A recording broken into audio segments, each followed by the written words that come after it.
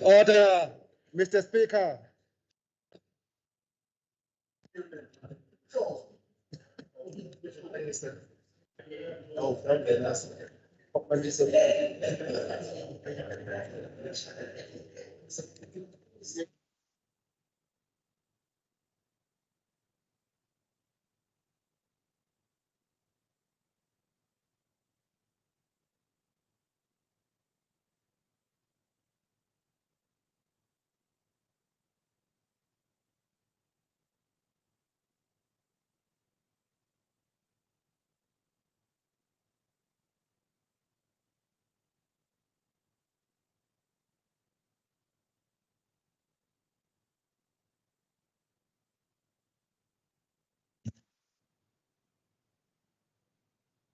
Can we have a moment of meditation?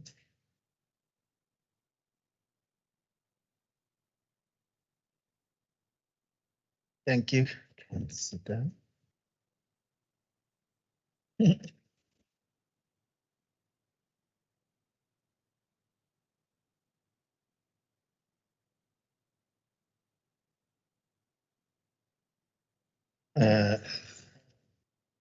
We can now go to item 2 of our sitting to deal with obituaries. Honorable members, it is with great sadness that we have learned of the passing on of the following persons. As a legislature community, our thoughts and prayers are with their families during these trying times. That is Mrs. Jessie Duarte, ANC Deputy Secretary and heroine of the anti-apartheid struggle. Mr. Donato Francisco Matera, better known as Don Matera, literary giant, struggle icon, and a poet. Mr. and Mrs. Chikunga and other. They are 4 children. They are the Deputy Minister of Transport, Cindy Chikunga's son, daughter-in-law, and grandchildren, respectively. The victims of all deadly shootings in the tavern and in spaza shops around the country in the recent past, and 2 grade 12 pupils hacked to death and their bodies dismembered over the weekend in the Ngongwane village, Ward 8, Dr. Nkosazana Zuma local municipality. Let us observe a moment of silence to honor this departed soul.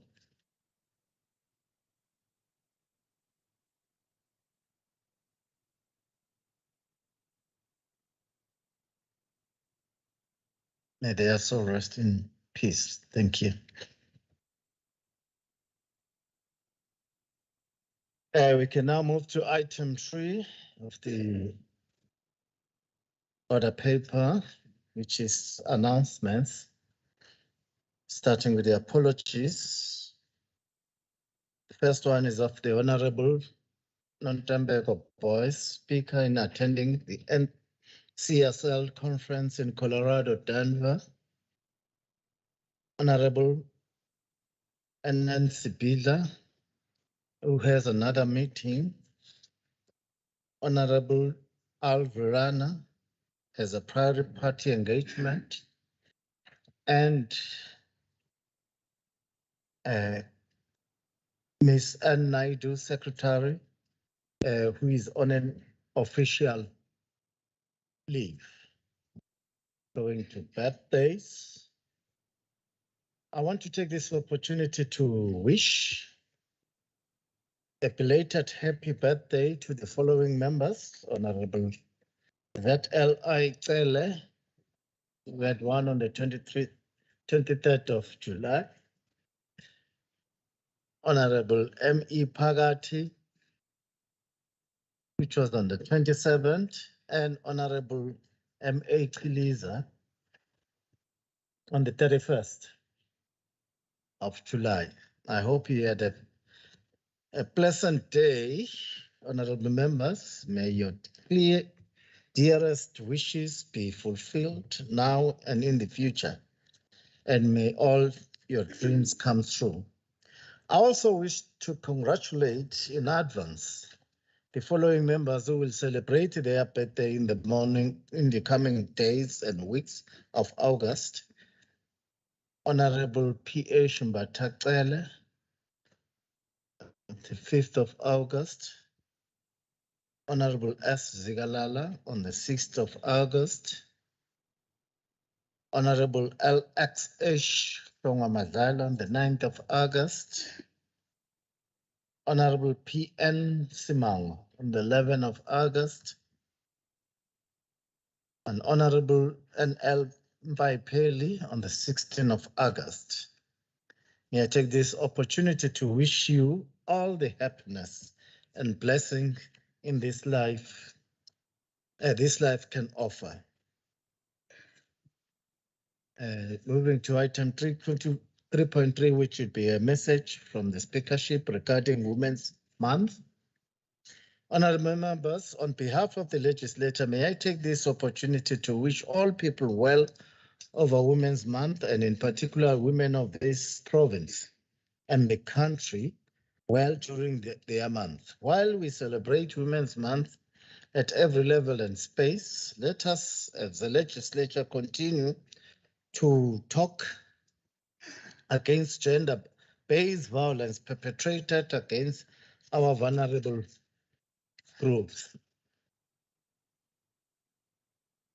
the infirmed and the elderly. So let us assist all government and community structures to desist from those tendencies that rob our women their dignity. Honorable members, I must, however, indicate that we are saddened that this year's Women's Month started on a very disturbing note with the gang rape of 8 young women in Krugersdorp. We wish for the rape victims to be assisted in every way, that they ultimately recover from this terrible ordeal. We further applaud the police for the speedy arrest of the perpetrators.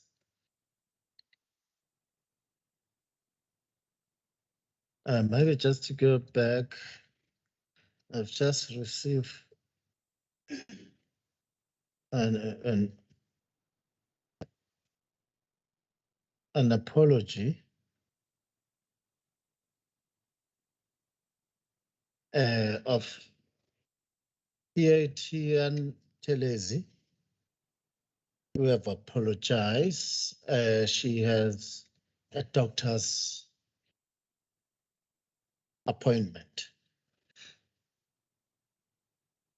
So going to item 3.4, which is National Women's Day celebration. The Minister of Sports, Arts and Culture, Mr. M.E.N. Mteto, together with the Premier of KwaZulu-Natal, Mr. Zigalala, cordially invite the members of the Provincial Legislature to attend the 2022 National Women's Day celebration scheduled on Tuesday the 9th from 10 to 1 at Slahla Sportsfield, Richmond Municipality. And also the members are informed that 2022 Women's Parliament will be held on Wednesday, the 10th of August, 2022, starting at 10 at the Sutha Auditorium in Pofana Municipality. Then we can move to the announcements or reports by the Premier. If we've got any announcements or report from the Premier. Thank you, Honorable Speaker.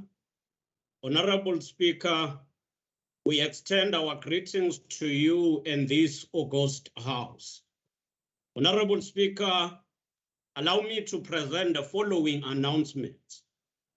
This is the first sitting of our legislature following the sitting of the ANC's 9th Provincial Conference held on the 22nd to the 24th of July 2022.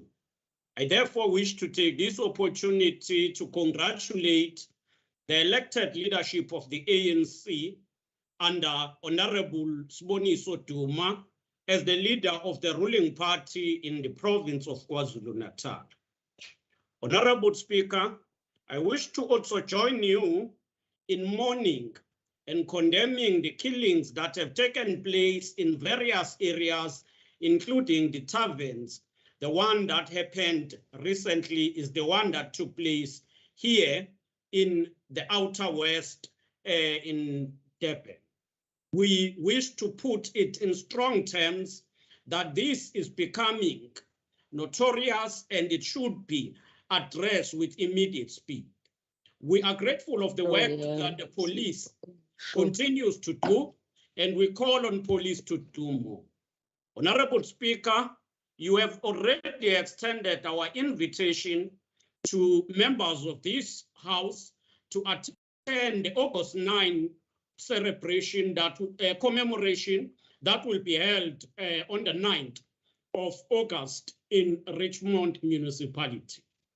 This will be a national event that will be addressed by His Excellency President Cyril Ramaphosa.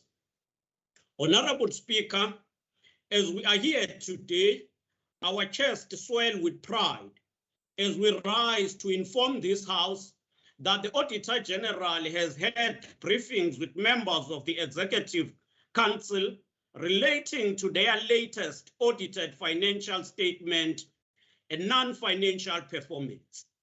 The Auditor General has communicated the outcomes of department and entities and surely will make the report public and brief this August House.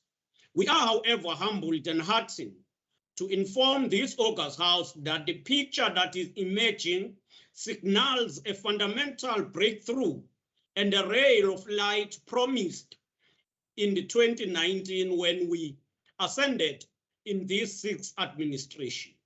While the result will be officially made public soon, we must indicate that 7 departments have received unqualified audit outcomes with no findings, which means clean audit.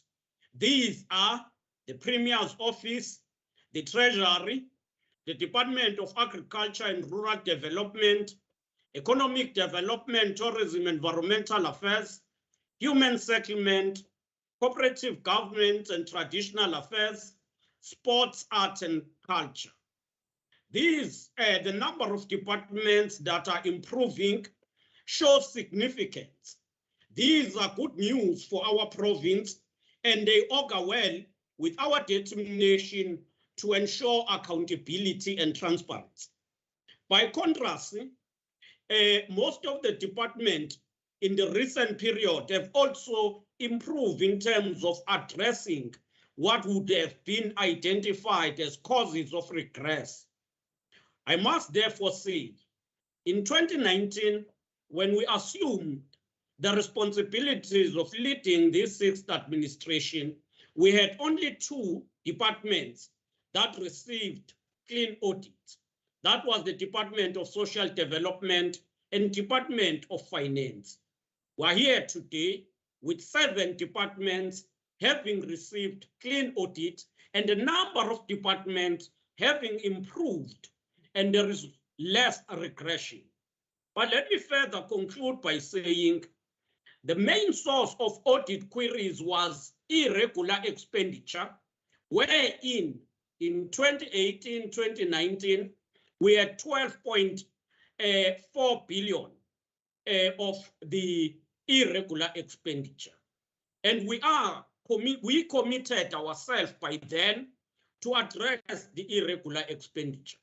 And as of the last financial year, we had decreased the irregular expenditure to 6.6 billion from 12.4 billion. We must also add that irregular expenditure does not necessarily mean corruption, theft, fruitless and wasteful expenditure. In some cases, it is goods and services that are received and in projects that are implemented and delivered, but the accountability would have not been followed through the thorough process that the AG requires. We therefore believe that the 2021-2022 financial year has recorded what is unprecedented in KwaZulu-Natal. This affirms the effectiveness of Operation Clean Audit, which we launched at the beginning of this administration. Clearly, the turnaround plan that we put in place entailed strengthening internal controls, consequence management, accountability in all departments that incur irregular, fruitless, and wasteful expenditures is beginning to bear fruit. I wish to take this opportunity to express our indebtedness to the strong oversight of the members of this House.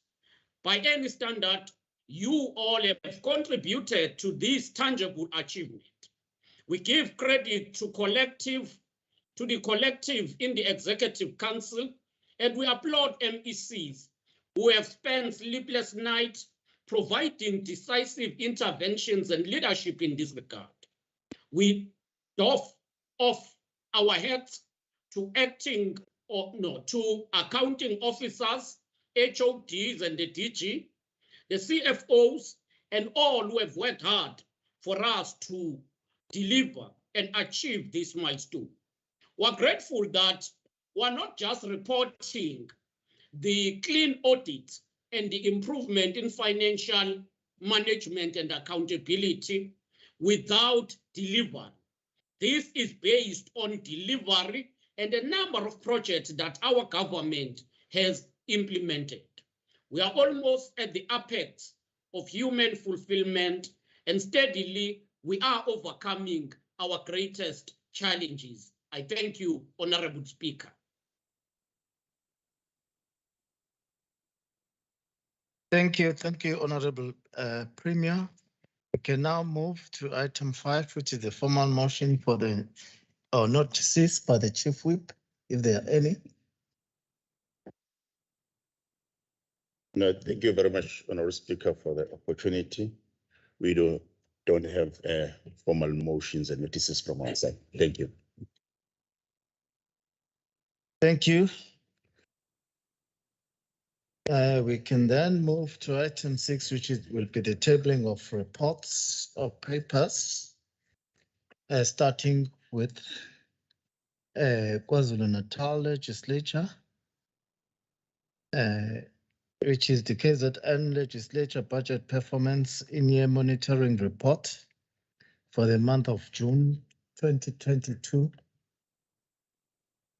KZN Legislature First Quarter Institutional Performance Report 2022-2023, and KZN Legislature First Quarter Progress Report on implementation of Committee Resolution for Quarter 1, April to June 2022-23. 6.2, which is a Standing Committee on Public Accounts, which is a report of the Standing Committee on Public Accounts follow-up hearing report on 2022, March hearings on 2020-2021 reports of the Auditor General. On 6.3 is a Portfolio Committee on Arts and Culture, which is the first one being Arts and Culture Committee report on the 2021-22 third quarter performance of the Department of Arts and Culture, and a report on the KwaZulu Modular Library oversight visit of 25 March 2022. Then there's a report on the Portfolio Committee on Transport, the Transport Portfolio Committee Oversight Visit Report, Tabana River Bridge, Umzimkulu Local Municipality,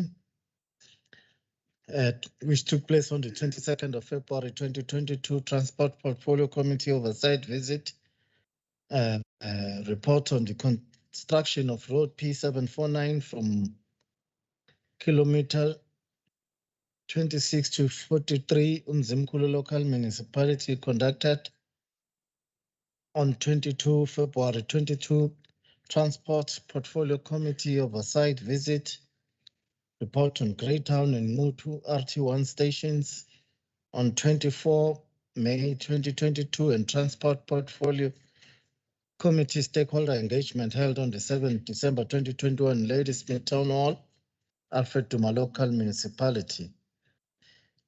We also got report from Public Service Commission, report to the National Assembly in terms of Section 211964E of the Constitution, 1 April 2020 to 31 March 2021. Consolidated report, Department of Health findings, recommendations, and implementation of recommendation, November 2021, overview report on financial misconduct for 2021 financial year, September 2021, overview report on complaints reported to the Public Service Commission during the 2020-21 financial year on October 2021, and overview report on the implementation of financial disclosure framework for 2020 to 2021 final year, September 2021. Then it is the Department of Economic Development, Tourism and Environmental Affairs, which is an amended 2022-23 annual performance plan for the KZN Department of Economic Development, Tourism and Environmental Affairs, KZN Trade and Investment, and KZN Film Commission.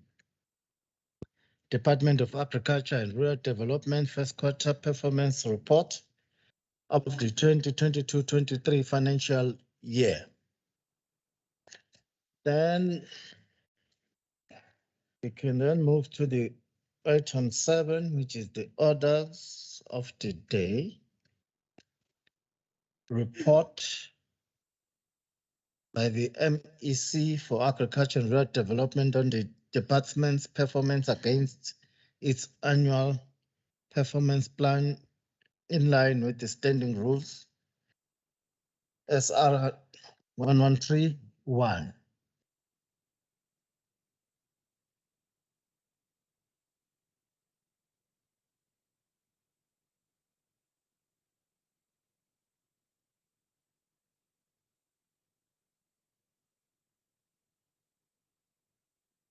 How many motions? Yebo. Hayi mina ngihamba ngolayi.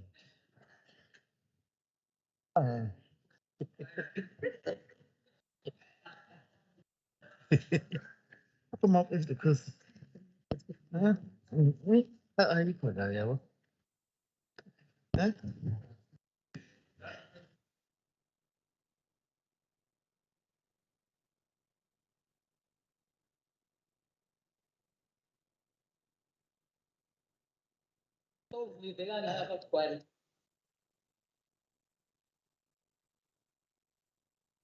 Oh, I need to do some. Kellyanne, what time will you be back? So, let's go back to the notice of bills motion. And members, mhlambe ngiyeka ngamawulo.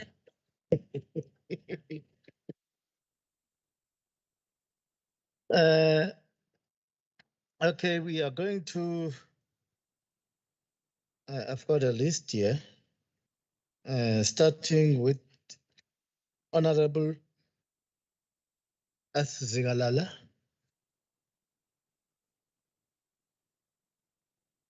Thank you, Honorable Chair. I have covered all under official announcements. Thank you. Okay, thank you. We can then move to Honorable MEC Peking Konyeni. Honorable Speaker, may we request an indulgent? The honorable member has technical glitches and she requests that she be moved towards the end. If we can Oh. just be granted that, Chair. Thank you. Okay. Okay, we remove it.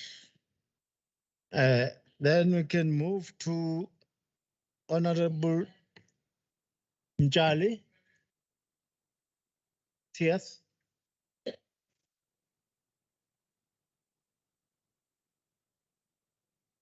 Thank you, Honorable Speaker.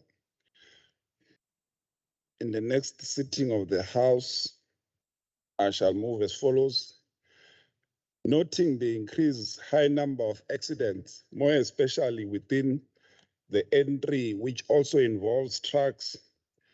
As the result of these accidents, lots of lives were lost and lots of families lost their loved ones. It is on this basis, Honorable Speaker, that an establishment of a coordinated safety awareness campaign and a plan, which must include the engagement with all the relevant stakeholders. There is truck owners, as well as the truck drivers, and the taxi association with RTI from the Department of Transport. At the core of this awareness plan, it must be the visibility of within 24 hours of the RTI until the roadworks are done within the N3. That being said, we must send condolences to all the families that have lost their loved ones as a result of this accident. I shall so move.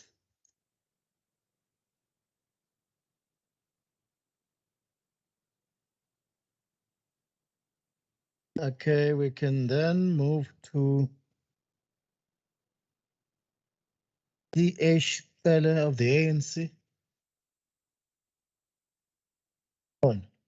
Or PH Teller. Thank you, Honorable Speaker.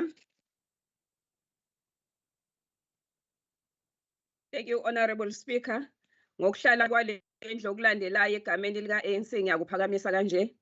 Le ndlu ikhathazekile kakhulu ngokunyuka kwezibalo zokubulawa kwabantu besifazane esifundazweni nakuzwelonke. Abantu besifazane namantombazane bahlukunyezwa ngokocansi baphinde babulawe. Lokhu kwenzeka emakhaya, kwenziwa abantu ababathembile emphakathini, ezindlini zokukhonza nasezindaweni zemisebenzi. Angeke sikwazi ukugubha futhi sibungaze inyanga yabantu besifazane ngaphansi kwezimo zokwesaba. Njengoba iqalile inyanga yabantu besifazane lapha esifundazweni, baningi asebedlwenguliwe babulawa ngesihluku. Enyuvesi yaseMangosuthu kubulawe umfundi obenza izifundo zobunjiniyela ngokugwazwa. NgaseCreighton kubulawe ngesihluku amantombazane amabili abenza ugrade 12 ngokugenqwa ngocelemba. Le ndlu incoma kanje. Iminyango kahulumeni ayiqinisi inhlelo zokuqwashisa ezibhekiswe emiphakathini nakubantwana abangabafana. Izigilamkhuba aziboshwe zibhadle ejele. Ngiyakuphakamisa. Thank you, Honorable Speaker.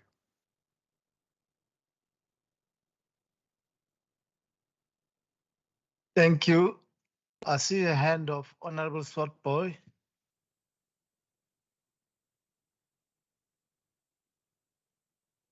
Is there?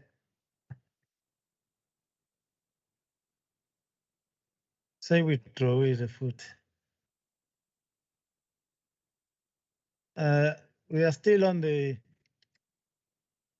motions. Is there any order?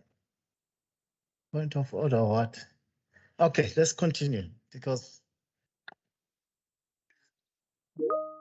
let's move to Honorable MP Kuala. Honorable Speaker, we are seeing on the platform that there is no sound. If maybe we can just resolve that because they can't hear. The ones that are connected virtually, Somlom, they are indicating that there is no sound. So I presume Honorable Swartboy did not hear. Yes. On all of them. The indication on Teams is that there is no sound. We've just seen a text now. If they can just team and we go back to Honorable Swart Boy if It's that okay is now. resolved. It looks like it's okay now. Maybe that's why you have withdrawn. Yes. Honorable MP Kwala. Inhlonishwa somlomo. Ukuhlala kwalendlu okulandelayo ngophakamisa kanje. Lendlu yabona ukuthi IFP KwaZulu-Natal ayisabambeki ngendlela emukelwa ngayo abavoti uma kuyo inkethweni.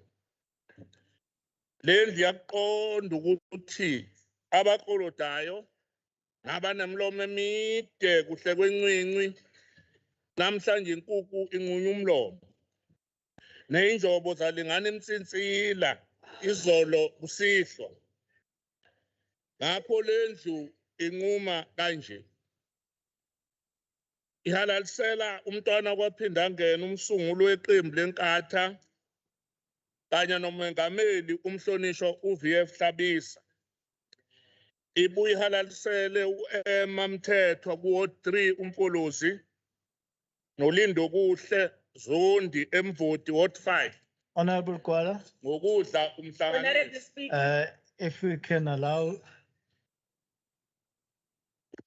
uzosho ukuthi Thank you, Honorable Speaker. Is it parliamentary that the honorable member in this august house talk about umsinsilala? we can check on that. You can continue. Ihalalisela uMamthethwa Ward 3 uMpolozi noLindo Kuhle Zondi emvoti Ward 5.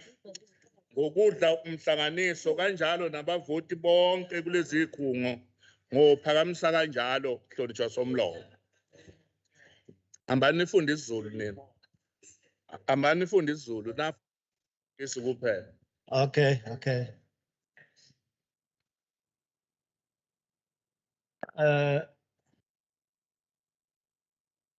Just allow the presiding officer to. Can we allow the presiding officer to take control? Okay.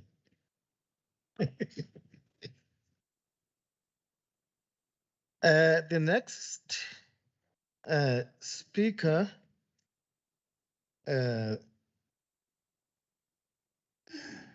will be from IFP again, Honorable Nkwanyana.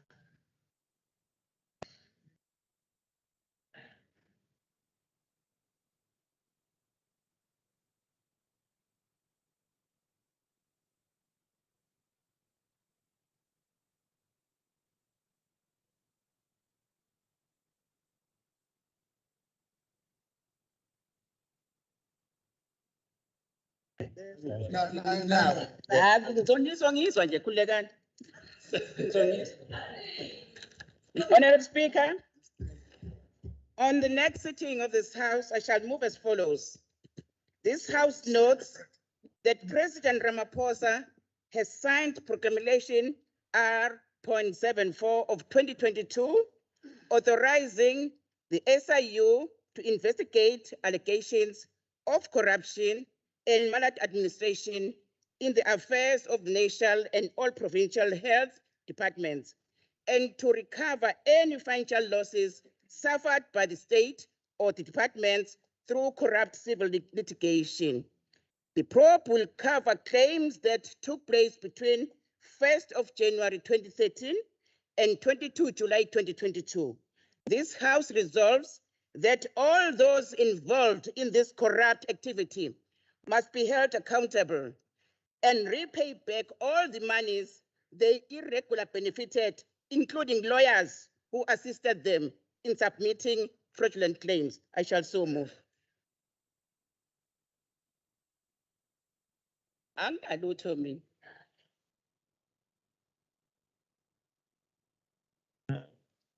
think we are still. There have to be a difference between ECD and the KwaZulu-Natal Legislature.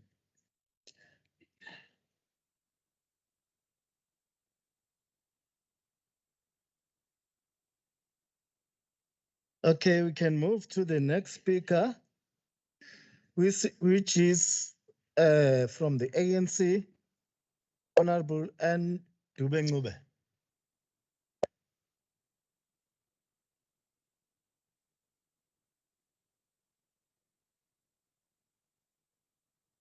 Thank you, Honorable Speaker and honorable members. This House notes the high achievements of clean audits by the provincial government departments and entities. These achievements are a testimony to the high rates of provincial government and the executive authorities' endeavor to achieve its goal to clean audit as envisioned by our 2030 vision.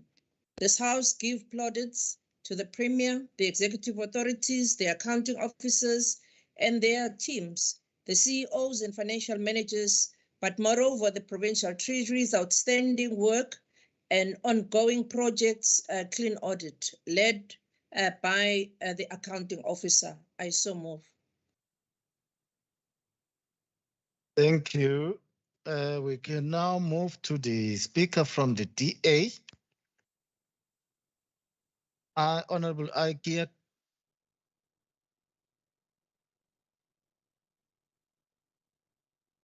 It changes every now and again, the surname, but tell you back.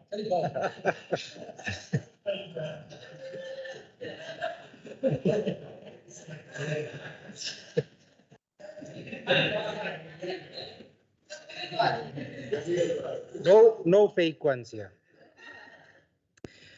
Thank you, Deputy Speaker. I give notice that at the next sitting of this House, I shall move as follows. Noting one, that freedom, fairness, opportunity, and diversity are values enshrined in our Constitution.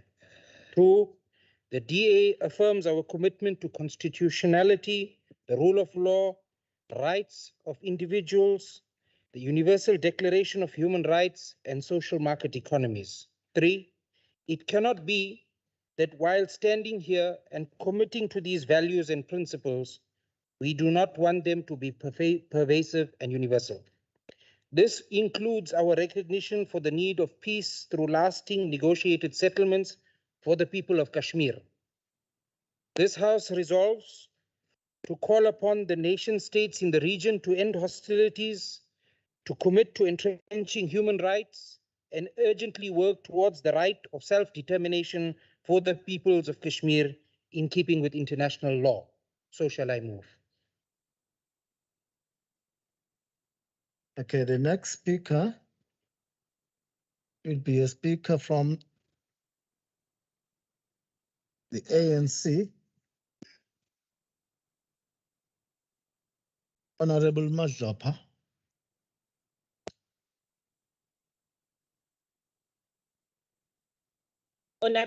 Thanks, Honorable Speaker. I move on behalf of Umbutho Wesizwe uKhongolose ukuthi lendlu iyaqaphela ukuthi abesifazana abancane nabadala abanamabele amakhulu babhekana nobunzima bokudonseka emzimbeni ngenxa yesisindo okuholela ukuba babe nezinhlungu ngemuva nasentanyeni, lokho kubizwa phecelezi ngokuthi i-back pain ne-neck pain, okulidela ukuthi bagcine sebene-spinal cord problem. Lendlu yesishayamthetho kumele ibuye iqaphele nokuthi ngenxa yesimo sobukhulu bawo amabele kuyenzeka adale i-rash phakathi namabele kuze kube nezilonjana ngenxa yokuncinana kwawo. And lastly, note that having large breasts may cause that women in having lack of confidence as well as having difficulty in completing certain tasks because of the clothes that are not fitting them properly sometimes. Therefore, this House resolved that the next sitting debates different awareness programs government clinics and hospitals do to educate these women on the assisted government that can provide to them. And also debate how government can fast-track assistance for poor women facing this challenge to do breast reduction surgery. I so move. Thanks, Honorable Chair. Thank you, Honorable Matapa. We can now move to the speaker from the IFP, who is harassing me. Honorable Kaula. Angithokoze Hlonishwa Somlomo. Isiphakamiso esingenasexwayiso egameni leqembu lenkatha yenkululeko ngiphakamisa kanje. Iqembu lenkatha yenkululeko liqaphela ukuhudulelwa esitikini senqushunqufu ngumnumzane Ntuthuko Jomo Sibiya. Lengxova ephakathi kwakhe nomnumzane Ngizwe Mqulu. Iqembu lenkatha lifisa ukwazi kumnumzane Jomo Sibiya ukuthi uma ehukana nechuni thina benkatha singenaphi pho ezindabeni zabo. Iqembu lenkatha lifisa ukwazi kumnumzane Jomo Sibiya ukuthi uma yena egibele isitimela esirongo engqungqutheleni kaKhongolose waphaphama esehlahle amehlo pho ingenaphi inkatha. Lendlu egameni lenkatha inquma kanje ukuba ubuholi bukaKhongolose busha Mthombeni sinxuse ukuba nikhuze lenkukhu isuthe ikhwele phezulu kwethu. Sengathi usifumbu ubona uqhaqhazela lapha kuSotobe. Ngiyaphakamisa. Okay, we are now going to move to the speaker from the ACDP,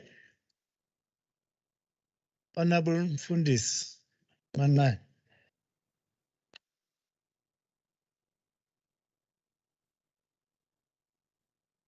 Thank you, Speaker.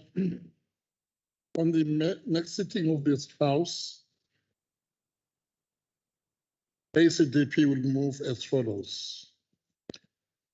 ACDP is not in support of sex workers.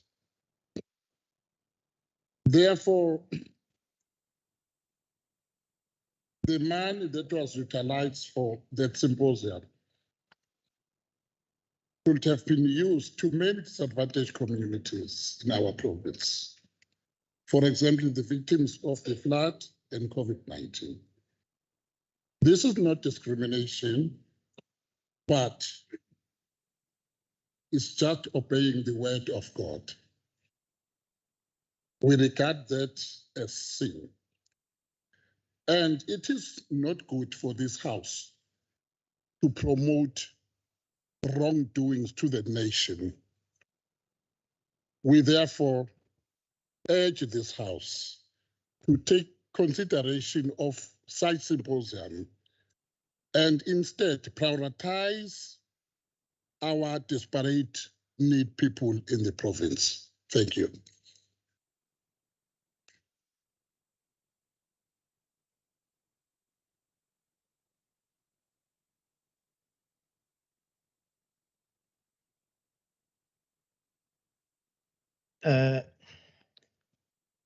Okay, Honorable Mangada. I don't know whether we have to take your motion because you have been sitting down. Let's Julie.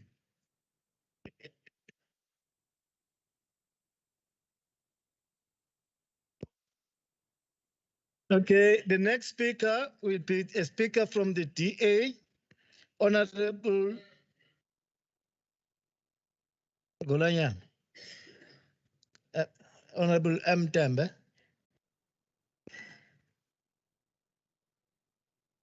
Thank you, Speaker. Am I audible?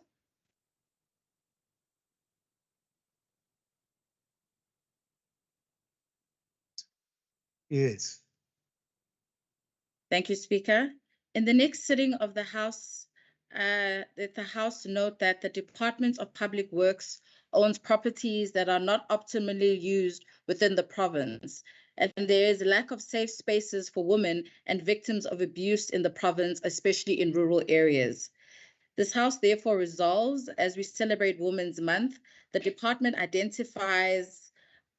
of Public Works identifies, together with the Department of Social Development, buildings owned by the department in rural KZN that can be used by NGOs to provide safe spaces to women and victims of abuse. I shall so move.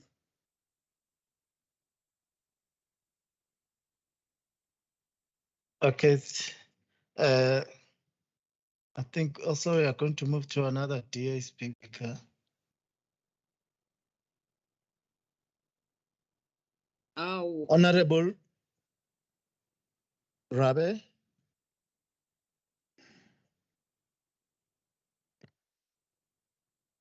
Thank you, Deputy Speaker. I hereby give notice that I shall move on the next sitting day of the House as follows. This House notes on 6 July 2022, I wrote to MEC Bongiwe Sithole Maloyi requesting a meeting to discuss a way forward regarding the traumatic farm murders and attacks that ravage our province. A follow-up letter was sent by me a few days later, and to date I have had no response to my request for a meeting. This House therefore resolves that the MEC let go of her pride and prejudice towards me and the DA and work together to set up a specialized rural safety unit and work hand in hand to protect our farmers, workers, and our economy. Deputy Speaker, I shall so move.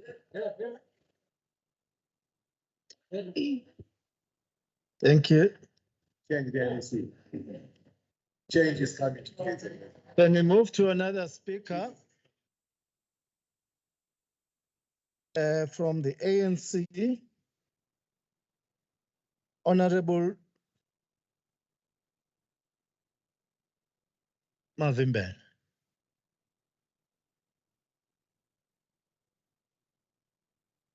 Honorable. Thank you, Honorable Speaker.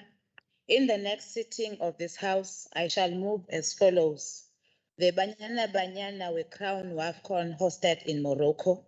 Also noting that the Department of Sport, Art and Culture and eThekwini Municipality will once again host Hollywood COSAFA Women's Champion League qualifiers from the 7th to the 13th of August. Mamelodi Sundowns ladies will be seeking to defend their title against 7 other Southern African teams. At the local level, Edendale Technical High School Girls Under-15 team won in the National School Sport Winter Championships 2022. The achievement by our teams have elevated the focus of women football. This House therefore resolved to congratulate Banyana Banyana on their achievement, in which both Mamelodi Sundowns ladies and Edendale Technical High School Girls Under-15 team all the best in their endeavor to conquer African football. As we celebrate Women's Month, ours is to ensure that women's sport is at the center of the transformation agenda, and we will continue to support our female athletes as they continue to excel in the sport. I so move. Thank you.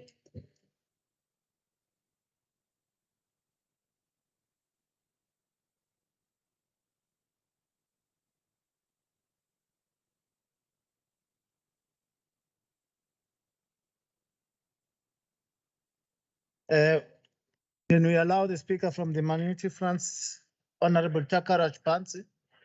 Or there's a. Thank you, Honorable. Just a minute. Honorable Ngongo. Thank you, Honorable Speaker.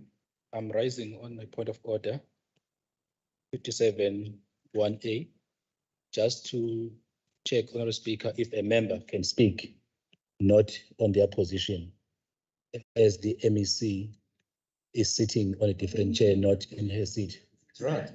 That's right. The MEC should be sitting where the MEC should be. Just to check in terms of order. Right. Definitely we'll check that and we'll come back to you. Yeah, It's a hybrid. It's a hybrid. I agree. Can we allow Honorable Rajpansi?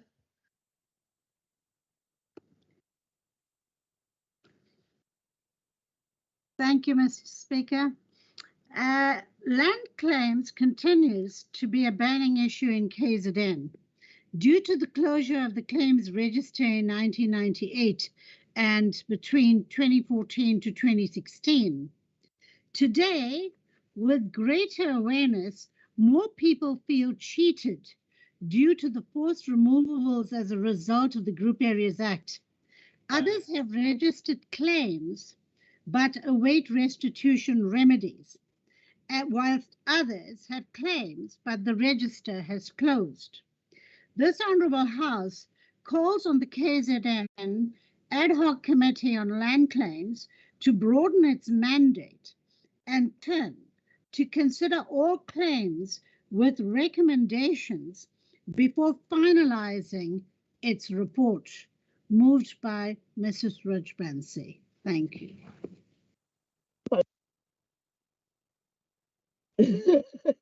Thank you. We are going to allow a last speaker for today. The others will defer to the next sitting. Therefore, we'll allow the NFP.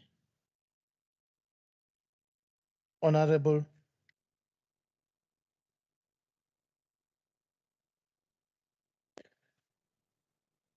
Honorable Speaker, we had requested that indulgent for Honorable Nkonyen.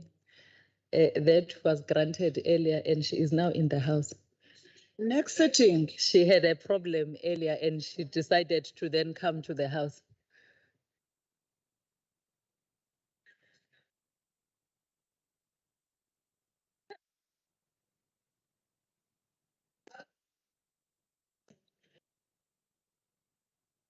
Sekela somlomo nendlu. Ngokuhlala kwalendlu okulandelayo ngiyophakamisa kanje. Ukuba lendlu iyakuqonda futhi iyakuqaphela ukubhebhetheka nokwanda kobugebengu, ikakhulukazi lokhu kokubulawa kwabantu eindaweni zokuzithokozisa nokucima ukoma. Nokuthi izakhamizi sezizizwa zingaphephile kanti nokuboshwa kwezelelesi kuhamba ngonyawo lonabo. Ngakho-ke lendlu inquma kanje. Ukuthi umnyango wezokuphepha nokuvikela nowezobunhloli uluphenyisise futhi ulubhekisise lolu daba. Kwenziwe nocwaningo ukuthi asikho yini isandla esinoboya esiveza uhulumeni oholwa umuntu omnyama njengesahluleki. Phela le ndlela yokuqotha abantu lapho behlanganyela khona yayimandla ngezikhathi zobandlululo. Le minyango ngokuhlanganyela neminye nangokubambisana nezinye inhlaka akuhlangane kwenziwa amaqhingasu okulwa nalesi sihlava. Somlomo ngiyophakamisa. Okay. Ukuhlonipha nje usuku inyanga yabantu besifazane. Otherwise, I'm very strict. I will allow Honorable Nkonyeni because there was already a request.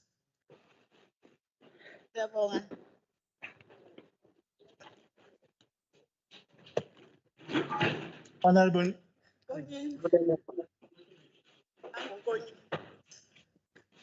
I'm rising on a point of order, Honorable Deputy Speaker. I just want to check on what basis and what role you provide the indulgent, because there are other speakers in opposition who might also request that indulgement. So we don't know what role are you using to provide such.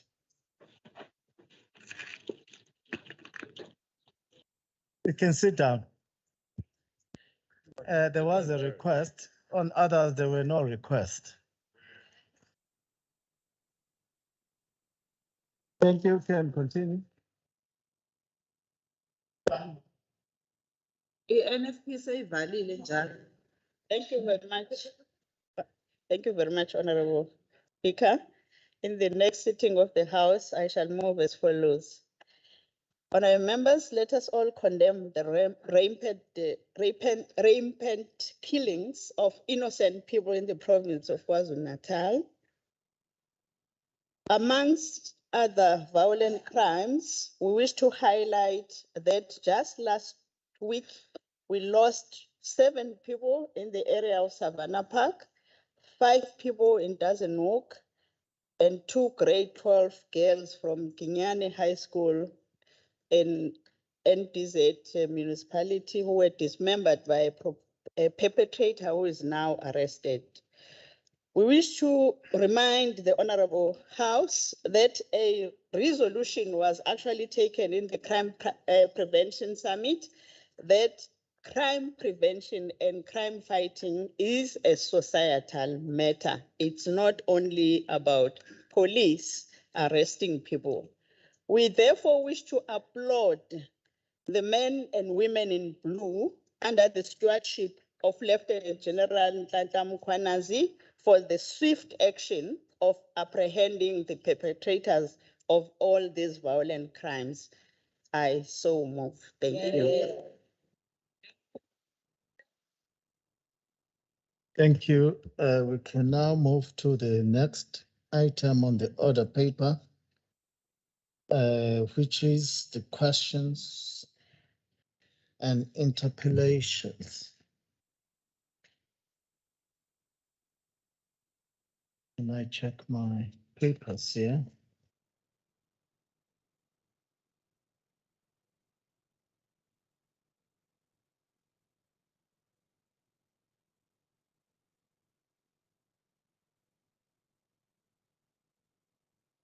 On the questions to MEC, there is a standing over. Question 163 of 2022 of Honorable MP Gwala to ask the MEC for cooperative governance and traditional affairs.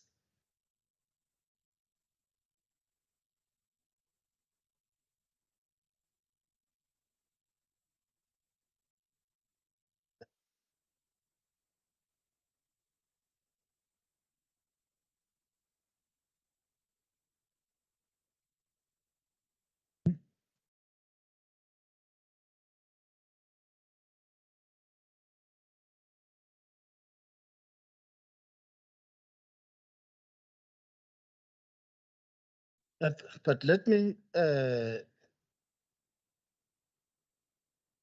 that the honorable members must know that the questions under the heading standing over and marked with asterisk will not be answered during today's sitting, as the respective department have requested an extension to collate the required information.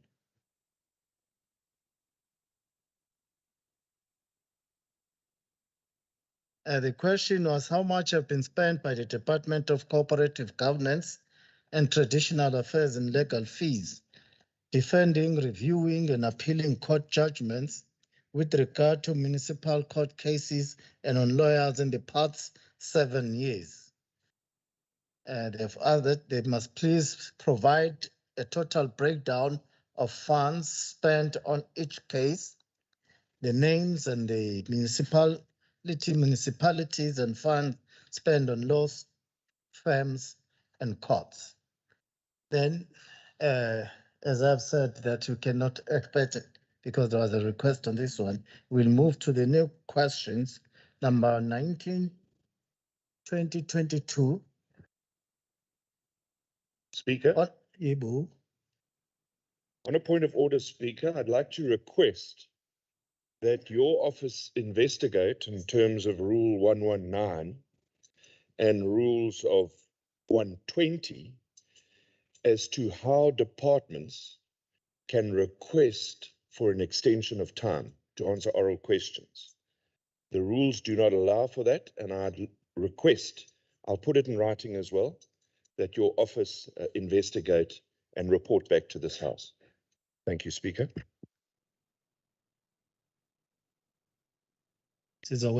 Thank you.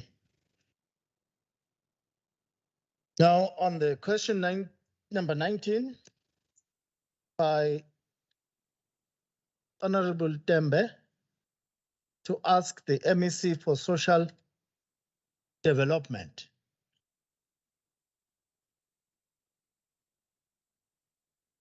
It is on the lease agreement with the department. How many property leases are currently operational, allowing for the functioning of the department? Expected to supply a breakdown of all signed leases, including the following: the relevant departmental office, the monthly rental amount, any escalation costs, clause, and the date of commencement, the termination date of the lease, and the square meterage of the property or properties. Greetings, Honorable Speaker, and the House. Honorable Speaker, I would like to respond to question 19 of 22 by Honorable Tembe, as the Speaker has alluded to. The Department of Social Development in KwaZulu-Natal has leased 26 properties that are currently operational. These properties, which are mainly the head office and local service offices, all of them are operational and render services to the vulnerable communities and clients that we serve. The list of properties is also attached to the response submitted to the Legislature, Honorable Speaker.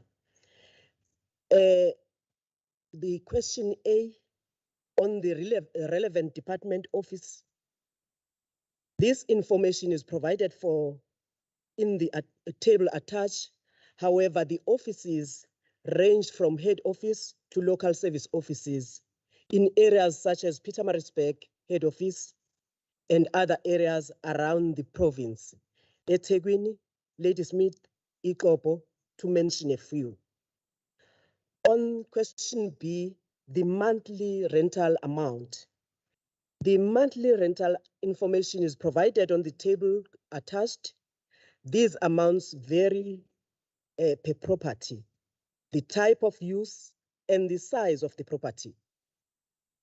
The total rent for the properties per month is 279,920. On question C, on escalation clause, the escalation information provided on the table attached indicates that that escalations vary per property between 0 to 10%. Under question D, the date of commencement. The lease periods are provided per property as they vary. However, some of the properties were leased as far as back as December 2009, with the most recent commencement being the 1st of July 2021. On the second question, the termination date of the lease. The termination dates of the lease are provided for in the table attached to annexures. On the third question, the square meterage of the property. The square meters per property are also provided for against the properties in the table provided, and the range between 41 and 7,311 square meters. And with that, I thank you, Honorable Speaker. Thank you, Honorable Khoza. We are now moved to number 72. You've got a follow-up. Okay, we have to allow you. No, Honorable Speaker, actually, I'm asking, it's a point of clarity. The The question was a written question which MEC responded to in February, if I'm not mistaken. I'm just querying how it got to the order paper, because the questions that were sent for Rule 119 are not on order paper. Now, just a clarity how this question got to order paper.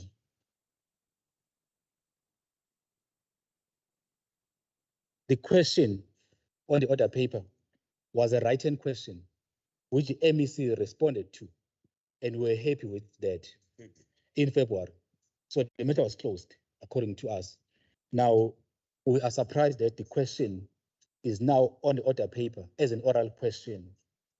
So it's a question of clarity how it got to be an oral question when it was a written question which MEC have obliged on time responded to, but now we find this on the order paper. How it got to the order paper? Because we've got questions submitted in terms of Rule 1119, which was supposed to be oral questions, that are not on the order paper. Okay, I think we'll make a follow-up on that if it is a concern, and then we'll come back to you. Follow-up. Ngiyathokoza ke Somlomo uma uvumela ubuze ukuthi uqhubeke. Bengifisa ukwazi kumhlonishwa ungqongqoshe ukuthi uma ngabe kuphela amalesi i-department yini eyenze njengoba ethi nje amanye awo the date as far back as 2009 i-commencement.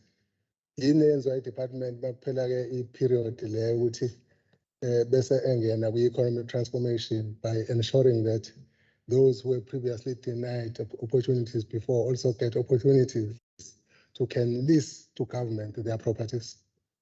Thank you.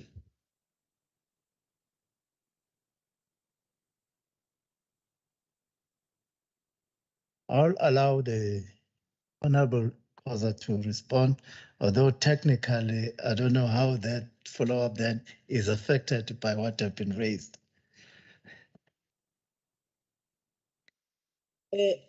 Honorable Speaker, hence the matter has been submitted by the department to the office of the Speaker. I have a correct date here with me in front of me, Honorable Speaker. The matter was submitted on the 9th of February 2022 to the office of the Speaker. And for me to be able to give an answer or respond to what the honorable member is asking, I hope it is aligned with what was responded to. So we will do that in writing, Honorable Speaker. Thank you. Thank you.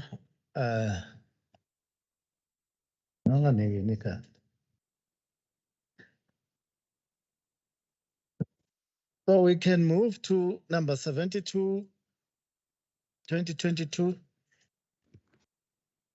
from Honorable VP Kaluza to ask the MEC for Economic Development, Tourism and Environmental Affairs. Based on the KZN Waste Technical Engagement recently held at the ICC on the 2nd of March 2022, where municipalities were awarded prize money for different categories, can the department provide clarity on the following issues? Described and explain what were the different award categories for municipality, what is the significance of grouping municipality under these categories, what criteria were used to select winners of those categories. In the view of the department, what constitutes a clean town? In other words, what are the characteristics of a clean town? Since the awards were in a form of cash benefit, stipulate how municipalities should spend this money and how this will be monitored. Honorable MEC Pillay is on visual. Thank you very much, Honorable Speaker. Greetings to you and to the honorable members of the House. You asked the question, so I'll just limit my input to the answers, and they are as follows. KwaZulu-Natal adopted the Cleanest Town competition program in 2001 under the then former Minister of Environmental Affairs and Tourism, Mr. Vali Musa. The program has been running ever since. The concept evolved over time with the provincial department incorporating more environmental management concepts rather than the original intended tourism attraction and cleanliness focus only. The program was then renamed the Greenest Municipality Competition. At the time, it only had two categories, namely urban and rural. In 2020, having realized the dire need for municipalities to improve their performance, the department introduced some incentives and further expanded the categories of the competition to add the following.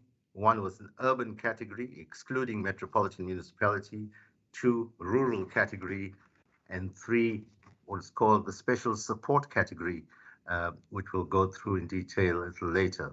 The municipalities are grouped in such a way that there is fairness and equity in the competition to ensure that they compete on an equal footing as far as is possible. The Cleanest Municipality Competition is a competition among municipalities based on their performance with respect to rendering of the waste management services to communities in their areas of jurisdiction. Due to the fact that the level of service is always directly linked to financial resources, and in order to compete fairly, municipalities are grouped into the set categories having regard to their financial capabilities. With regard to the support category, this is related to the financial capability, but must be mainly expressed by their willingness to participate in the competition and the clear and obvious need for support by government. This is the commitment of ETIA to all municipalities of KwaZulu-Natal. The competition was drafted and presented in such a way that is responsive to the National Waste Management Strategy of 2020 and the objectives of the National Environmental Management Waste Act number 59 of 2008. This fosters a culture of implementation, or at least the intent of implementation, of both the Act and the strategy, and education towards the Act.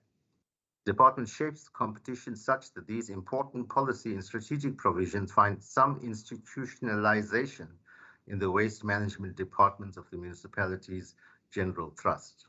The program is underpinned by the following criteria, namely concept and documentation section with a 40% weighting, and in physical cleanliness section with a 60% weighting.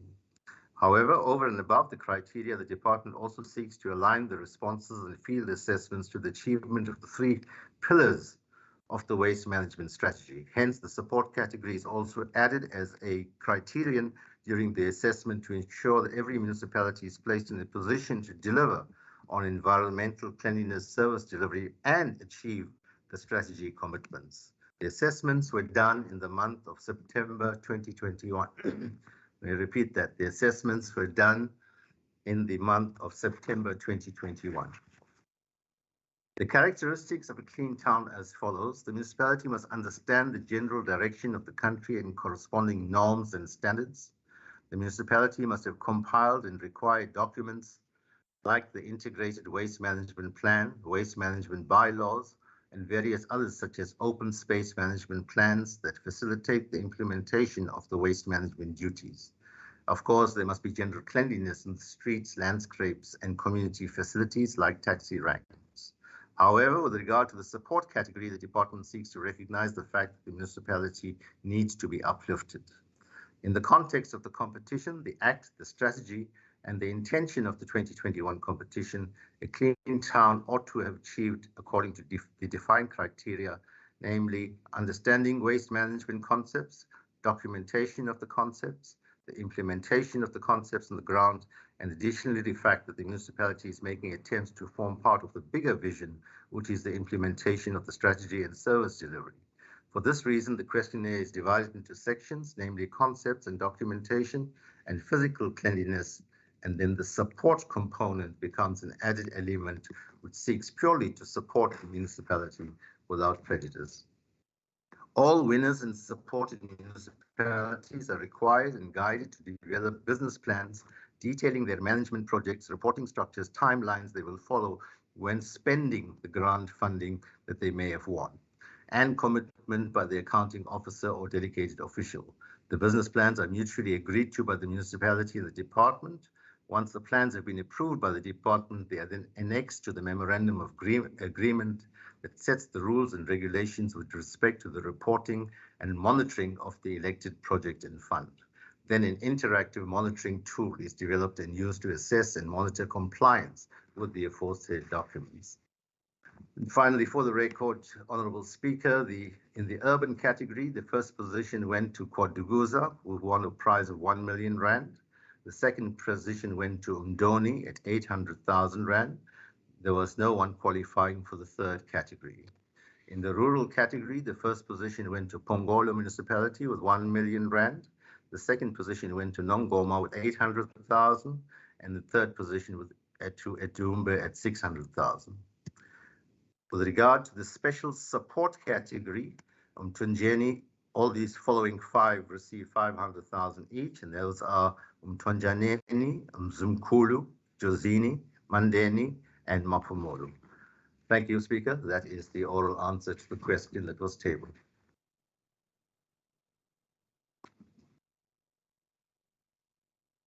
Thank you. We can now move to question number 90.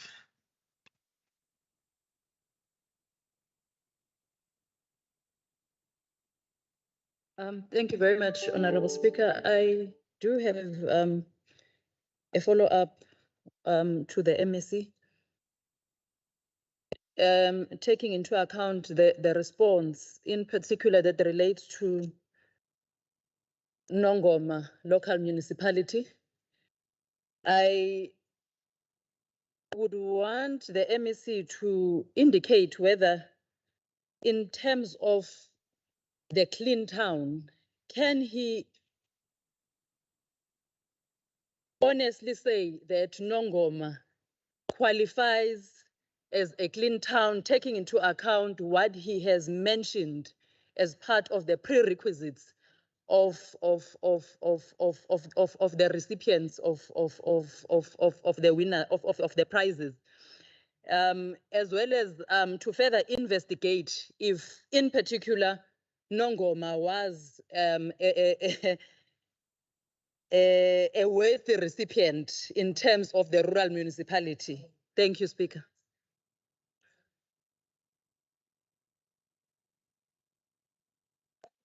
Honorable MEC Pile. Honourable Speaker and Honourable Kaluza for the question. Well, firstly, it's not a subjective exercise. There's an independent team that goes and examines issues according to various criteria. I can't second guess their on-the-ground assessment according to the various criteria. And in the absence of other information, then I must be able to defend the team that went in. I think it might be problematic to try to arrive at a valuation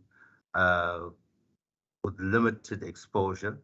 Of course, the team that would have been tasked with it would have had criteria which they would have examined on the day or days that they went and did their inspection. Of course, I must add that Ngoma was not the first prize, it was the second prize. Secondly, these applications or these adjudications are done on the basis of people making application or municipalities making applications. So at this point in time, there's no reason for me to discount the work of the team that did that particular exercise. But if there's additional information that the honourable member wants to bring to the attention to warrant some kind of investigation, then certainly we'd be prepared to do that. I think we must be careful not to want to draw a conclusion or a judgment on the basis of one or two anecdotal incidents. I'm sure there will be times when municipalities are unable to perform. At the end of the day, we'd want to incentivize the municipalities to improve. But having said that, the short answer to the question would be that I have nothing that will gainsay the finding of the independent team, technical team that did this exercise. It wasn't a political judgment. But again, I invite the honourable member to provide any information that she thinks could justify a revisiting of the process leading to that decision. Thank you very much. Okay, I think you have been responded to. Let's move to number 94, 2022, question from Honorable Taluza to ask the MEC for Health that during her debate, we are informed by the MEC that the Dr. Pixiga Seme Memorial Hospital is 99% complete and semi-functional. Can the MEC provide further information on the following? What are the services that are currently being provided by the hospital to the public? 2, in any services, if any services are being offered, how are they assisting ordinary citizens of the province? And 3, when will the hospital be fully functional? Honorable MEC for Health. Good morning, Honorable Deputy Speaker. Good morning to the honorable members.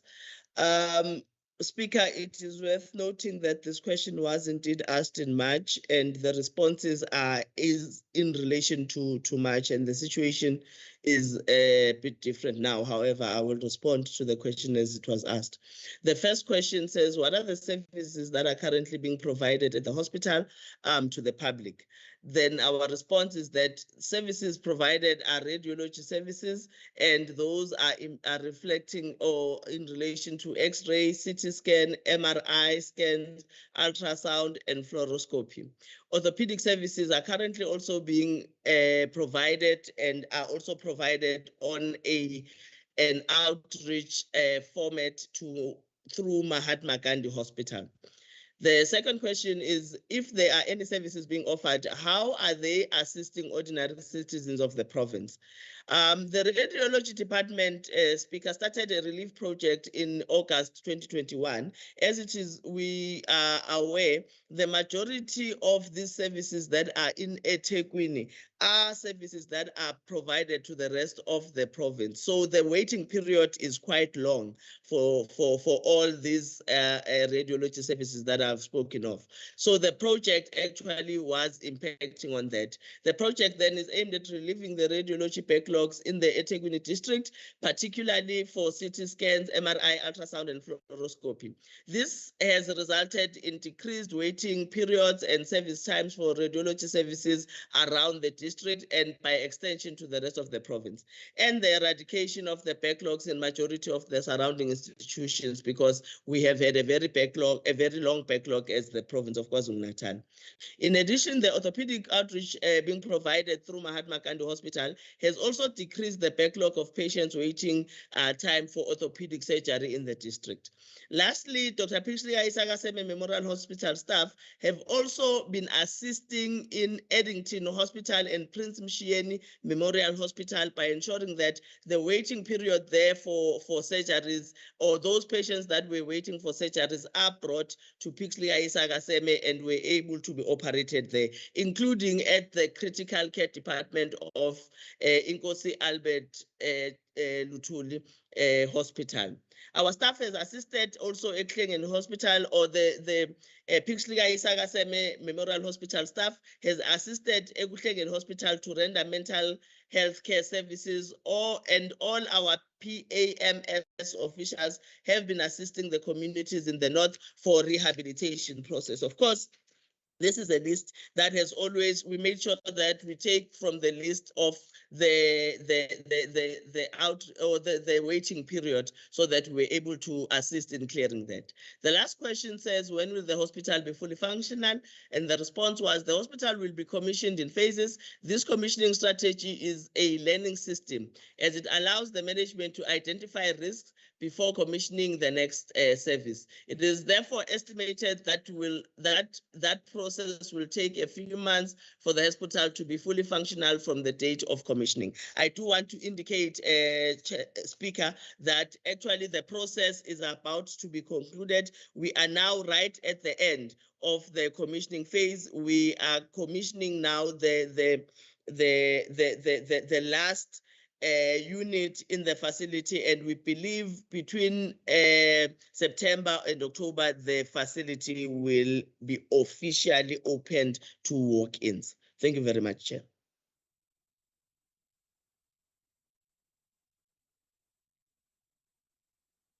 Thank you. I hope that question was answered.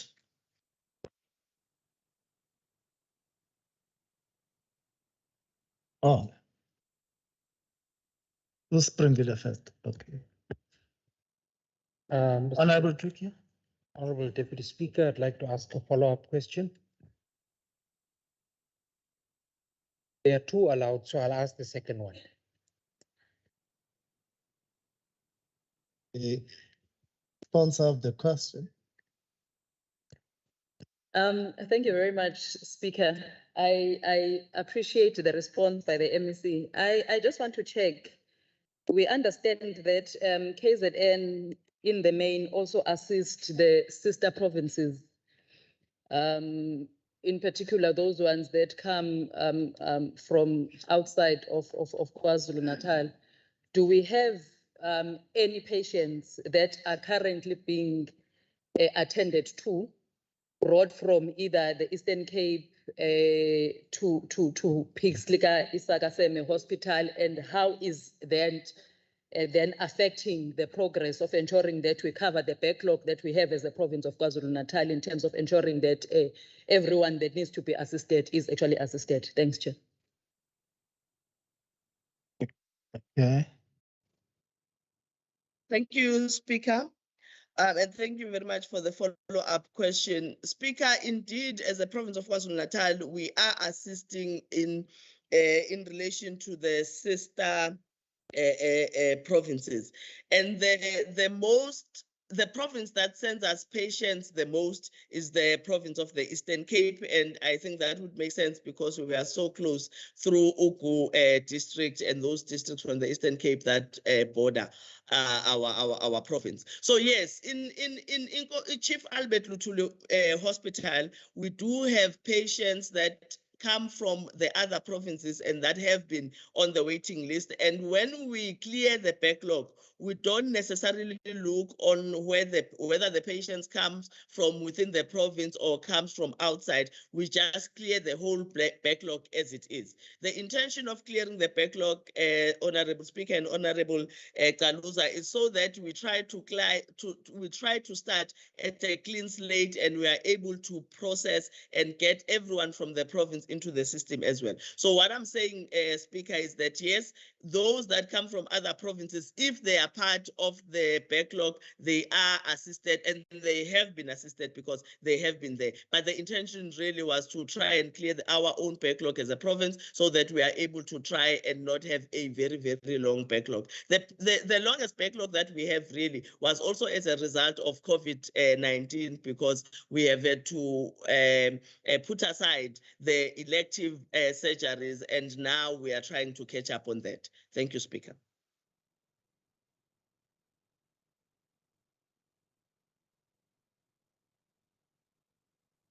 Honorable Kiki. Thank you, Mr. Deputy Speaker. The second follow-up question would be, well, in the first instance, there is no proper indication of when the hospital will be fully operational. It continues to change, maybe September, maybe October, and the goalposts keep changing. But the real question is this. What is the current radiological and orthopedic backlog at that hospital, given that the MEC has already admitted that there is a backlog? Thank you, Honorable Speaker. I thought the rules actually allow a follow-up question from the member that sponsored the question, but I will answer nonetheless. Speaker, I think no, yes, I think she is correct because I was also asking myself, well, that's a follow-up question.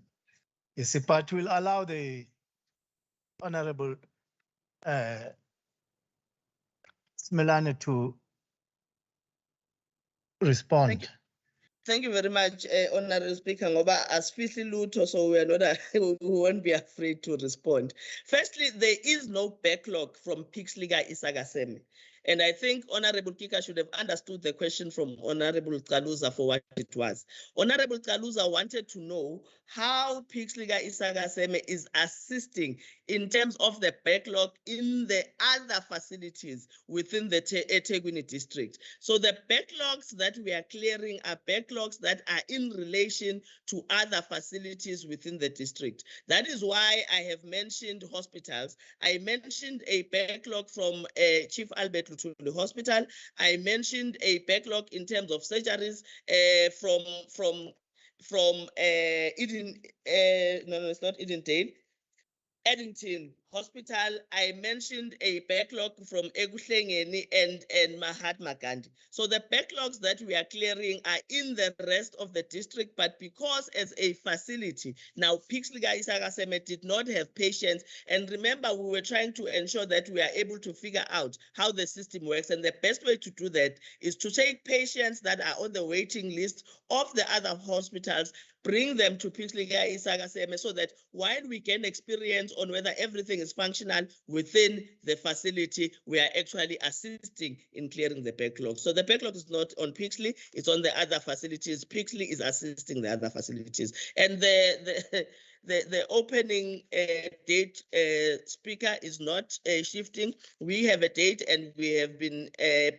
speaking about the date to the portfolio committee. Thank you very much. Okay, that brings us to the end of this section. We are now going to move to the item 9 of the order paper, which would be a report by the MSc of Agriculture and Rural Development on their departmental performance against their annual performance plan in line with the standing order SR 1131.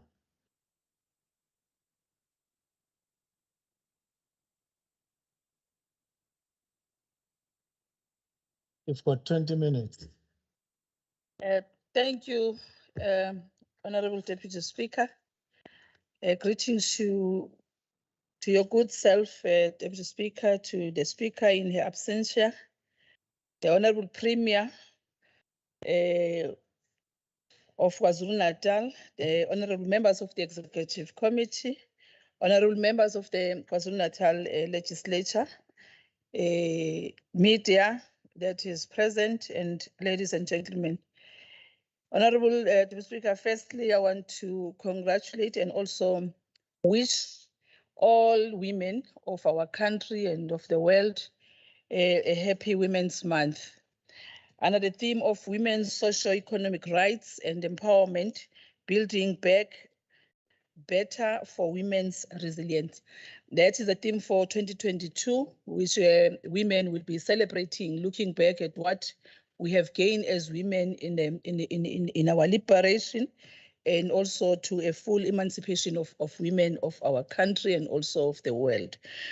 We'll start with that because this is our month, and I'm pleased that I'm standing here as a woman, bringing a report before this August House, setting the record of what is it that we have done in relation to what we have planned, and this House has allowed us to go on and do it. Honorable Speaker, the Department of Agriculture and Rural Development appreciates the opportunity to table the first quarter report of its 2022-23 annual performance plan. The APP is a service delivery contract that we signed, declaring our commitment to advance agricultural growth and rural development in the province of KwaZulu-Natal. It is the Bible that contains our pledge to serve with diligence and integrity the citizens of the province.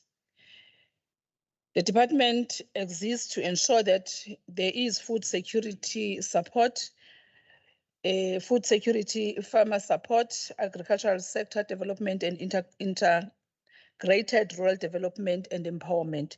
Just as the country was emerging from COVID-19 devastation, the impact of July 2021 unrest, the province of KwaZulu-Natal was hit by unprecedented floods, causing untold havoc across all districts.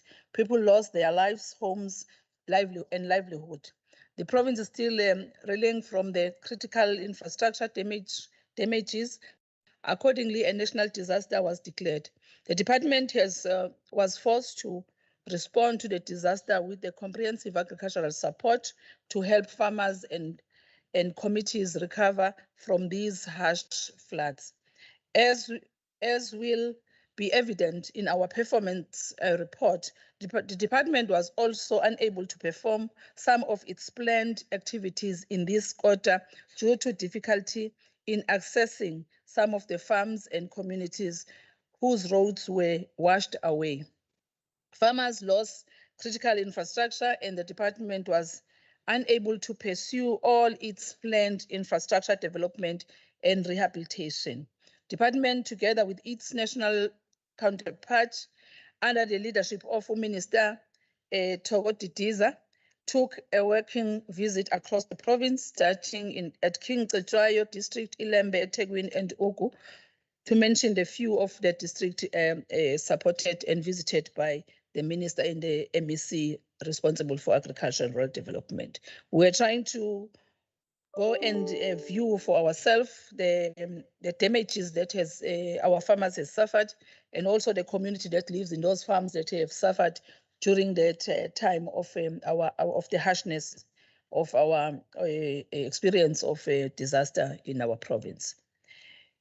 Honorable Speaker and the House, I want also to indicate that our dedication in ensuring that we pledge when we start this sixth administration that as Department of Agriculture would want to ensure that we move from a qualified audit and also to achieve clean audit, which is unqualified audit with no findings. And we have been pledging that, and since then in the conservative previous financial years, which is 2019, 2020 and 21-22, we were able to achieve 2020 and 2021, we achieved the unqualified audit with some findings. But we are pleased to inform this House that we have moved from there to an unqualified audit with no findings on the report of the 21-22 financial year, which is a huge achievement and the dedication in the plan that we have and the program that we put forth before this August House to say that we'll adhere to this plan and we'll achieve it. And finally, we have achieved that, which has been a huge milestone for the Department of Agriculture and Rural Development since its inception after the democratic government started in our country. I'm certain that the House will agree with me that we had a number of challenges as the department, but we want to ensure that moving from where we are and achieving more as expected, because our vision is to ensure that we transform this sector radically to be able to ensure that there is food security in our country, and also we contribute as we used to in ensuring that the growth of the economy of our country increases so that we employ more people and also eradicate poverty and inequality in our country. Our performance for first quarter, the department has three budget programs, namely Program 1, which is Administration, Corporate Services and Financial Management. Program 2, which is Agricultural Service Development, Agricultural Development Services, and Program 3, which is Rural Development. In Program 1, the Program 1 provides corporate service and financial management to ensure effective and efficient support and governance of the organization. The main purpose of the program is to render support to the line function component in order to fulfill the department's service delivery mandate. The output under this program are critical towards the attainment of institutional excellence, and good governance. The majority of the performance measures for Program 1 are compliance inclined and inward looking, with particular focus on institutional efficiency. Some of the critical areas that are measured include human resource administration and development, employee relations, legal services, intergovernmental relations, business support services, and financial management and corporate service achieved 82% of their planned target for Q1. Financial management achieved 75%, and collectively, Program 1 achieved 80% overall achievement. Program 2, which is agricultural development services, sustainable resource use management, a sustainable resource use management program includes the agricultural engineering services and land care sub programs, and as well as land use management and disaster risk reduction. Also affecting the land care subcommittee program in the EPWP integrated grant for provinces, which is an annual allocation based on the priority years performance, on the prior year's performance. My apologies on that. This sub-program achieved 56% in the first quarter because of land care has to reprioritize some of its funding to channel monies to the floods responses. As a result, the number of hectares of land rehabilitated and the beneficiaries trained and green jobs created by the land care EPWP program was underachieved. However, these projects will be implemented in the course of the year, and the department will be able to achieve the planned annual target for this sub-program. Agricultural producer support and development. This sub-program houses the bulk of the conditional grant funding for extension services, as well as the fencing and irrigation schemes program and food security intervention at household, subsistence, and smallholder level. The indifferent flood season and related impact can be noted in the department's performance report. The agriculture producer support and development, which is considered as the core agricultural service program in the department, was the worst affected. Out of the 14 planned indicators, they were only able to achieve 5. The 9 was not achieved, mainly due to the flood issues that have been mentioned above. This program provides extension and advisory services, as well production input support to the smallholders and commercial farmers for sustainable agricultural development. Veterinary services also was affected by the issue of floods, whilst they were simultaneous battling the foot and mouth disease outbreak in the north part of the province, and has to move the majority of officials from their normal workstation for assignment in the FMD's battle. Some of what has been originally planned did not fully realize during the quarter. In this sub-program, we were able to only achieve 57% overall performance due to the issues that I've raised above, and also the research, agricultural research and technology development and agricultural institutes. The objective of the ARDTI program is to provide expert and need-based agricultural research, development, and technology transfer, affecting development objectives and natural resource management. The aim of the program will be realized through assisting investment in knowledge acquisition and dissemination of information to research and technology development to client, peer, and science community. The department has 6 planned. We have 6 stations in our province, and through this research infrastructure support, and the department will ensure that the management and maintenance of these research infrastructure facilities for the functioning to perform the work that I have highlighted above.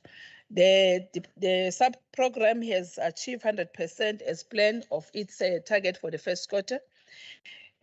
I'm not going to dwell much, safe to say that on the next one, which is Agricultural Economics Service Program, and the program is to provide timely and relevant agricultural economic services to ensure equitable participation in the economy.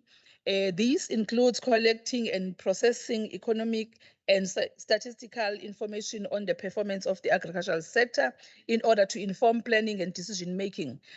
This sub-program also was able to achieve its target, which is 100% in the first quarter. As I've indicated that we have the three, and I want to also indicate that in the PECs we have outlined ourselves how we have performed, and also I want to indicate that we have a plan on how to mitigate in a situation where we have not achieved as expected in overall, which we suppose actually to have achieved more than 70% or 100% of the quota.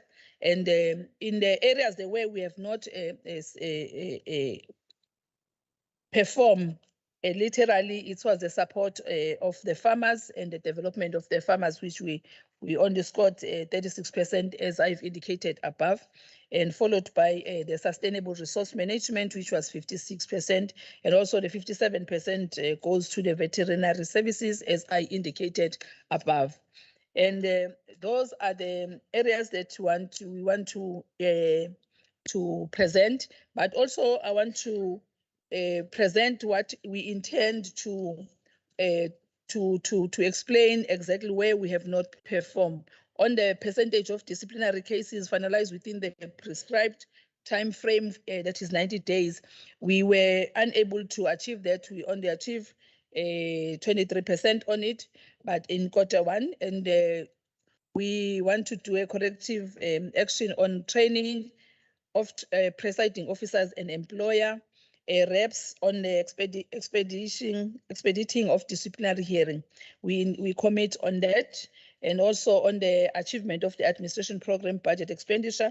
We are going to strengthen our monthly in-year session and quarterly budget review to guide budget expenditure.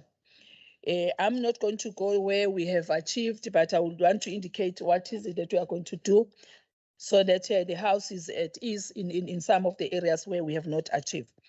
The other area which we believe that we must also indicate here what you are going to do is the number of hectares of agricultural land rehabilitated through the land care program. We want to expedite it. We are going to ensure that we speed the process on implementing the project and cover all the lost ground that we have lost during the time of floods. The other matter that we want to also report is the issue of the number of beneficiaries trained under the Land Care EPWP program. We are going to ensure that the project are approved timely by management. And a green job created, and also we are going to ensure that those are done timelessly. And with the number of subsistence producers supported, the department will revise its APP to factor in the floods impact. As we know that some of these projects were only giving them money to support them for continuing with the work, but with the reversal of the gain that they have started, we have to revise our APP to ensure that we cover also for the lost ground through to the floods. The number of smallholders producers supported, that also we are going to revise our APP so that we factor in the impact that has been caused by the floods. On the number of commercial farmers supported, we are going to ensure that the target will closely monitored towards the annual target achievement. We know that we have not achieved that. Honorable Speaker, I have a report which we are presenting. It also have pages which have our targets. This is our annual quarterly first quarter target, and this is how we have achieved. And we have also color coded it to indicate where we have achieved with the green, and also where we are in the progress with yellow, and where we have not achieved with red. It doesn't matter whether we have come to at least to 75%, we take that as we have not achieved the target as we have agreed on. And I've indicated earlier on what is it that we are going to do to ensure that we reverse and ensure that the targets that has been set for us we meet at the end of the year, and where we need to do the adjustment as we are doing the quarterly reports. We are also doing a review on some of the targets where we see that they are non-achievable, and we are going to bring the report before the August House. On that note, I want to thank the opportunity, Honourable Speaker, that the House has given me to come and do the presentation. I'm certain that in the future I will be able to improve, because I wasn't even sure whether should I read everything that is written here, but I'm certain that the picture is clear on our achievement on the first quarter for 22-23 financial year.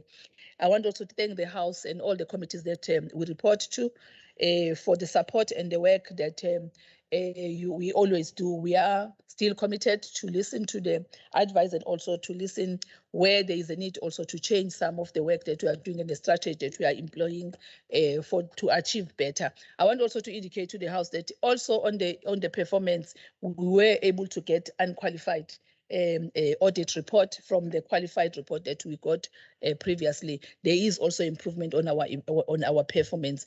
Honourable Speaker, thank you very much for the time. I raise my case.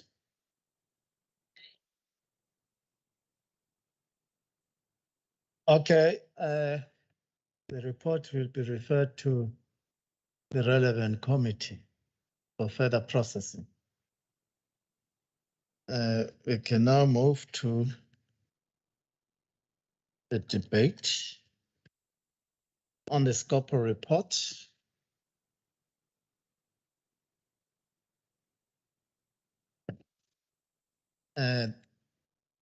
Let's first receive a report from Honorable M. Governor for 10 minutes.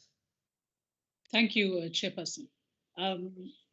Honourable Speaker, the Standing Committee on Public Accounts met during March 2022 to consider the responses to the resolutions of the committee on the 2021 reports of the Auditor General on provincial government departments and entities.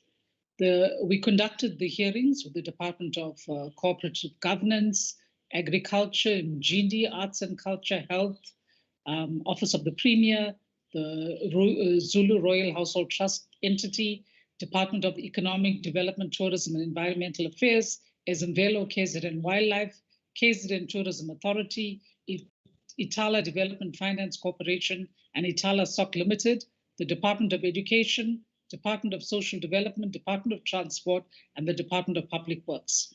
And the intention of the hearings was to consider the departments and public entities' responses to the November 2021 resolutions that had been adopted by Scopa, and we wanted to follow up on progress made in addressing audit findings and other material issues raised by the Auditor General. We do note that there has been progress, and departments and entities have been attending to the Auditor General's findings.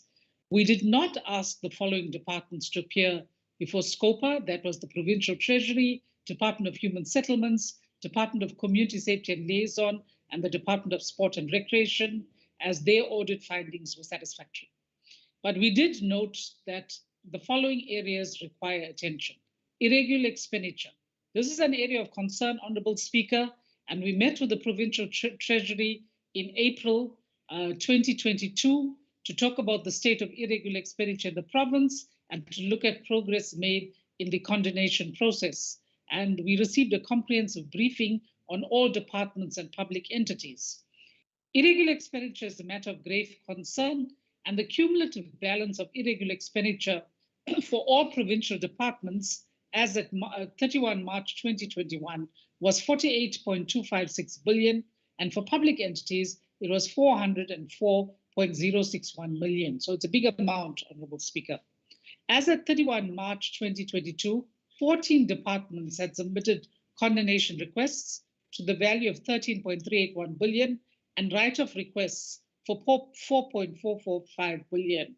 Public entities had submitted condonation requests for 154.834 million.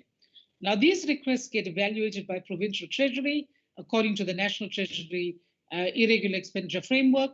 And before they condone irregular expenditure, they have to look at three things that have to be shown in the submission made by a department or entity.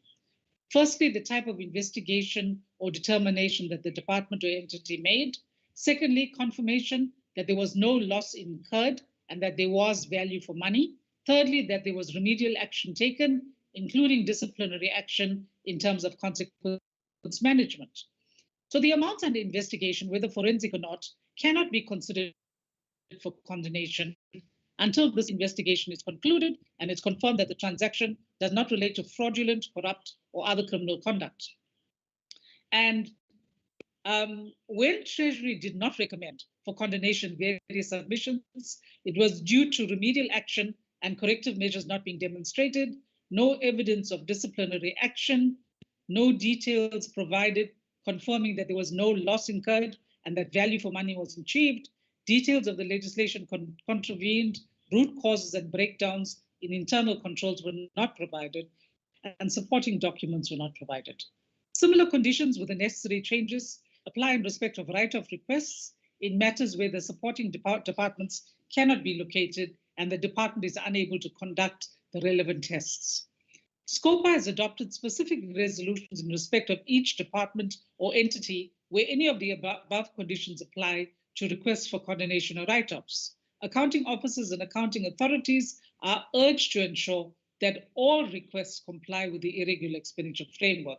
We have also found that many departments and entities are slow in performing the irregular expenditure investigations with unsatisfactory progress.